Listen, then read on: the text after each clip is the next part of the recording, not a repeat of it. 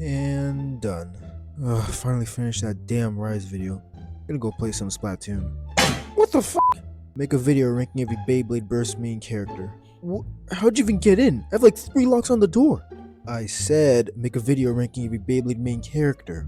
Okay, this dude is clearly a crackhead, so I'm just gonna back away and get my phone really quick. You just call me a damn crackhead? Wait, how'd you hear that? I swear to God if you don't make that ranking video. Okay. Jeez. This is my damn Saturday.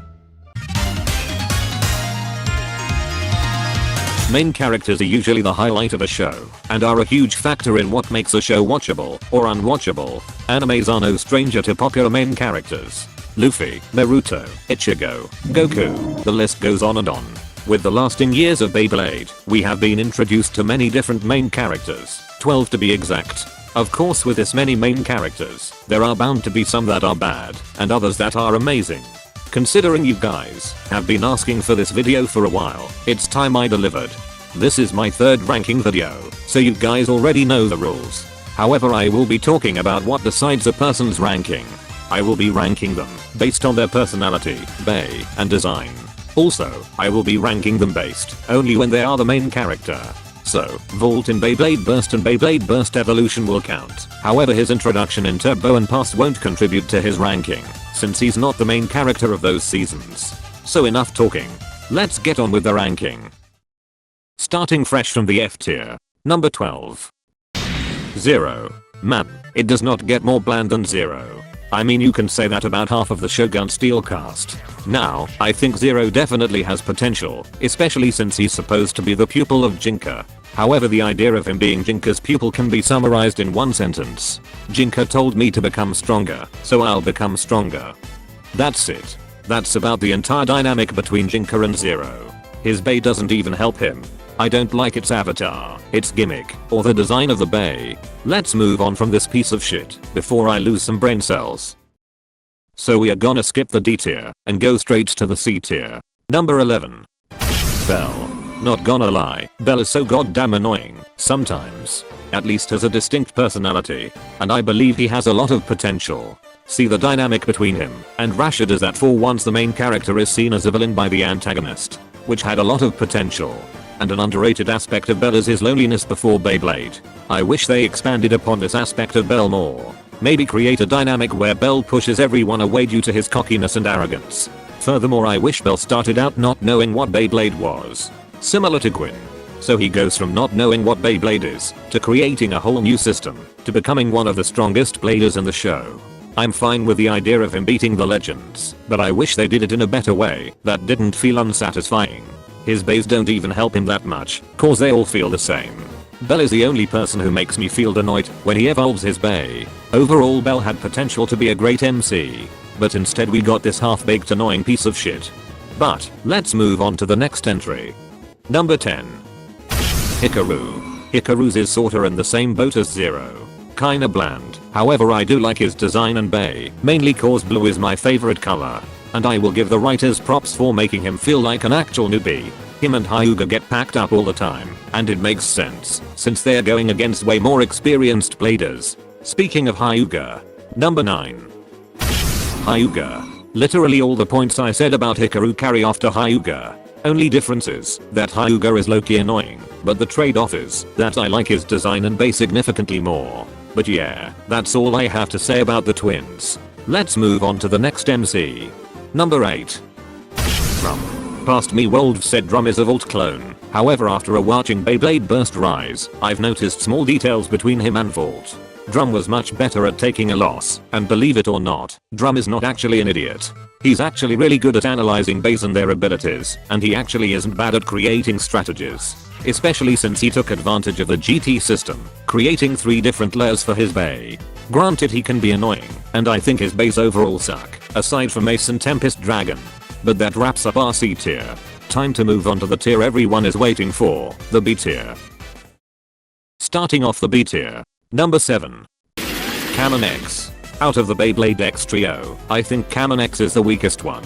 Now, he is in no way a bad character. His natural love for Beyblade is the foundation of his strength. And he never wants to take Beyblade too seriously, because to him, that's what contradicts Beyblade itself. Which is the exact reason why he left Pendragon. He also has the best win to loss ratio in all of Beyblade. Since he's never lost. Which I believe is a mix of good and bad. It definitely makes some battles stale, since that he's gonna win. And it also makes the team battles stale, since how the order is gonna go. Multi wins, Bird loses, and Kamen wins. Rinse and repeat. To be fair, this was fixed in the second season. But overall his character is controversial, with some people loving the fact he wins all the time, and others hating it. I believe he is a solid character, with a few tweaks needed to be made to him. Number 6. Jinka. I already know I'm gonna get lots of shit for putting him this low, but I don't care. I don't think Jinka is a bad MC at all, but if I could describe Jinka in one sentence, it would be this.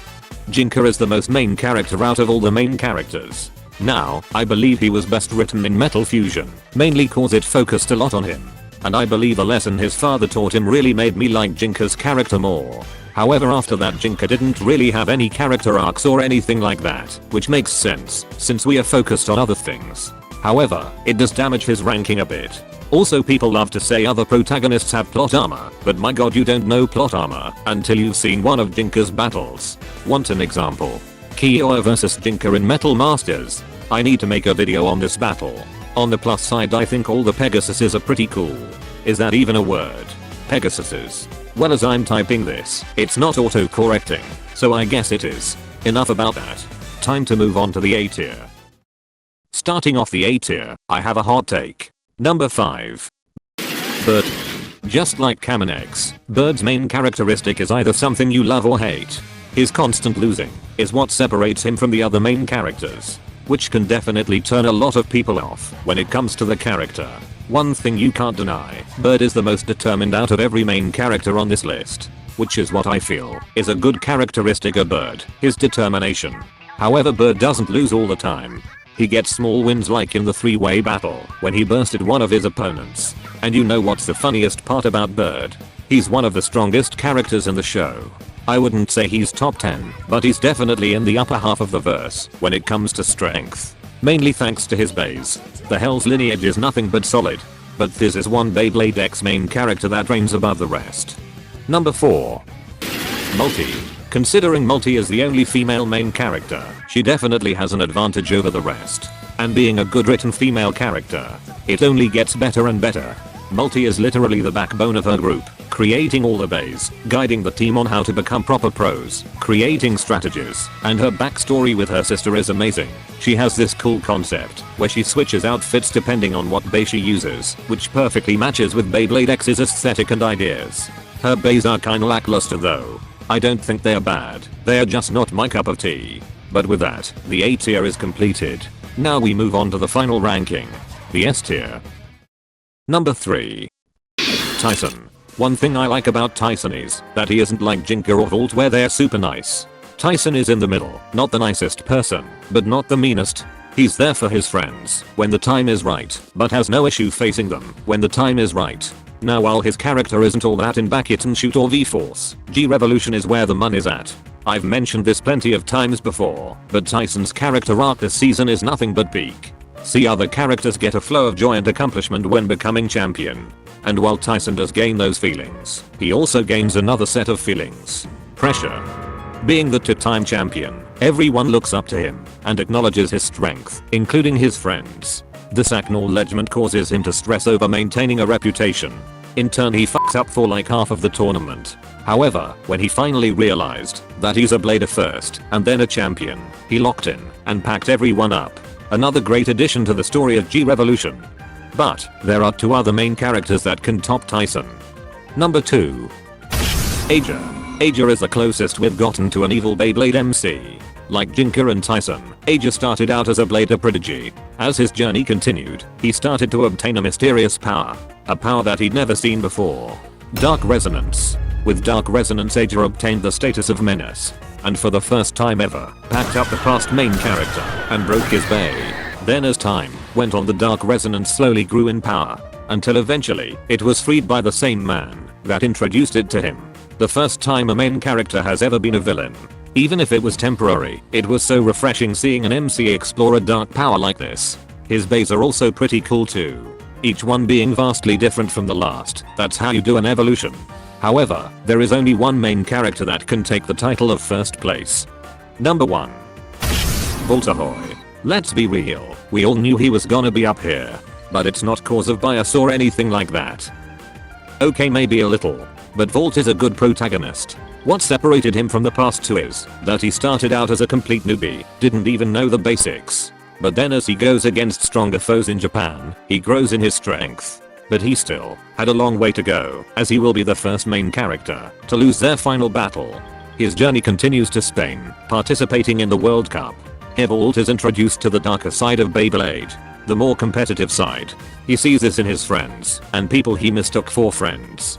During the World League he learns that Beyblade isn't always about fun, but about victory. However, he is able to adjust to this change with his blader spirit, and was able to free Shu. But that wraps up my ranking of Beyblade main characters.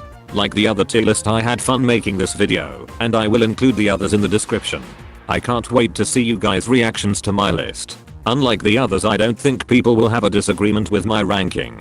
But if you want to add on to what I said or have a ranking of your own, let me know in the comments. But that is all I have for today. See you in the next video and have a great day.